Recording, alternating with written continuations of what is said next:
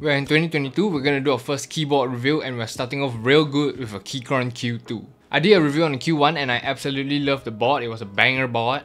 Alright, enough talking, let's jump straight into the unboxing. It is packaged similar to the Q1. This is the Keychron Q2 with a knob, the knob version. I love the clean and minimal designs on the box and the box feels really premium. Once we remove the top cover, we will be greeted with our Q2 customizable keyboard user manual. There will be a guide of proper installation of switches, some gasket strips and screws, a USB-C cable which is actually on both ends. They provide an adapter for you to use USB-A. Onto the main attraction, the keyboard is packaged in a matte feeling plastic sleeve. So here's a quick rundown of the Keychron Q2. With a price tag of $169, it is pre-built with double-shot OSA PBT keycaps. It is compatible with Mac and Windows, a clean minimalistic knob, and a fully CNC aluminum case. It is gasket mounted and is also compatible with QMK and VIA. Here's a quick sound test of the keyboard stock and the knob as well.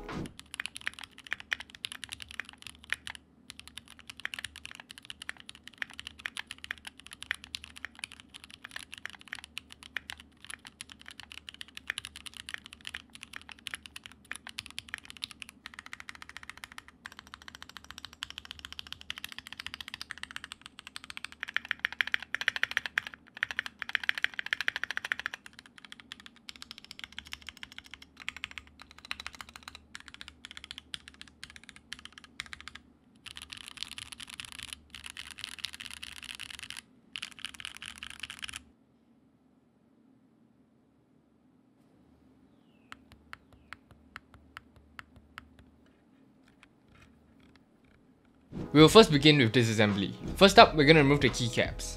The keyboard can be bought with your very own choice of Gateron G Pro switches. I didn't have a choice, they just sent it over and I somehow ended up with brown switches. Moving on, the keyboard is actually held together by 8 hex screws at the back. I used my good old wall stick, link in description, it is the best screwdriver you can ever get. I removed all 8 screws and now we can remove our bottom housing. Afterwards, I unplugged the daughter board from the PCB. As for the PCB, it is connected via 6 screws to the plate. Next up is removing switches. I actually learned this new trick, you just go boom and you are done.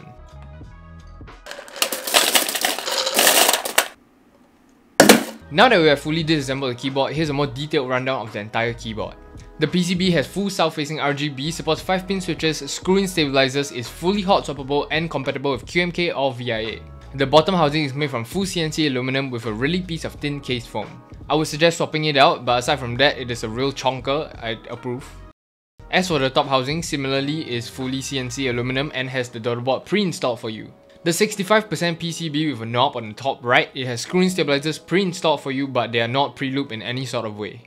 We have a 65% full aluminum plate with gasket strips pre-installed. That's really nice of them, I really like that. And the last piece will be a plate foam. It is actually really thick, I do love it much more than the case foam. Now that I've run through every single thing, we're gonna build the keyboard with my own stuff. First up, we're gonna start with stabilizers. I'll be trying out these TX stabilizers. They are clip-in stabilizers and my sponsor, K.Tax, actually recommended this to me. Apparently he said it's pretty good, so if you are interested, you can go check out the link down below for it. So they are clip-in stabilizers. I looped them with Krytox Stove 5 Grade 0 without any holy mods whatsoever and I installed them onto the PCB. Next up is switches. Since the Gateron Brown somehow disappeared, I don't know how. I will be using Gateron Box Ink Black V2 sent over by Pantheon. You can go check them out down below as well. I did a more in-depth review of this switch on the video linked here. Anyway, they are looped with Krytox Stove 5 Grade 0 and I started installing them. As for the foam, I replaced the thinner foam with a thicker piece of pour-on foam. This is also from K.Tax. Every accessory I use is from them. You can go check them out. They provide a lot of good accessories for modding keyboards. Now that we're basically done with everything, I connected the daughter board back onto the PCB and reassembled the case. As for keycaps, I will be using 3 different keycaps so that you guys can get a different feel of what kind of sound it will make, because different keycaps make different sounds. But first up, we're gonna go with JMK Laser. So yeah, I will be providing a few typing tests with different setups, different pieces of foam and different profile keycaps. So stick around and listen to the sound tests, they actually sound pretty different.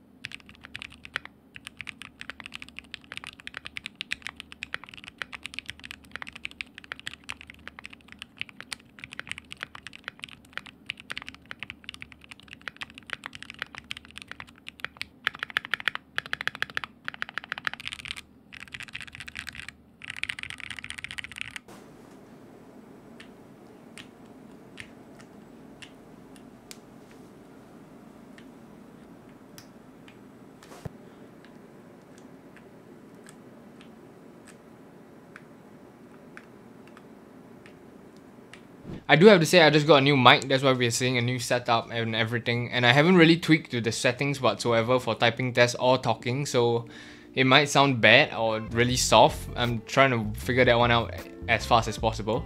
If anyone has like wildcat settings or something, please hit me up. Overall, I would probably give the Keychron Q2 about a 8.5 out of 10. Two downsides that I don't really like is that they swapped over from their Phantom switches to the Gateron G Pro switches. I actually much preferred the Phantom switches compared to Gateron G Pro. The other thing is that the case foam is really thin, and with a case that is fully CNC aluminum, it might end up a little pingy if you don't swap it out for a thicker piece of case foam. Aside from all that, I think they did a wonderful job after the Q1. The gasket mount is actually really flexible. It is a really nice typing experience. It has all the base features you need, the full south-facing so you don't have to worry about interference, you have a knob so you look cool, and honestly for the price of $169 I think that's much better. If you ask me to choose between a Tofu 60 or a Keychron Q2, I would probably go with Keychron Q2 because it looks better. So anyway, we have come to the end of the video. I hope you guys enjoyed this video. This was a review of the Keychron Q2. Comment down below your thoughts on the keyboard and anything else you can give feedback to me about the new mic whatsoever. And if you like keyboard content, go ahead and click subscribe. My next goal is 50k. I actually added a new widget in the description where I have a live counter for my subs. If you are the most recent subscriber, your name will get updated. It updates in real time. So yeah, go ahead and subscribe. 50k by soon, really soon hopefully. And aside from that, like this video and I'll see you guys in the next one.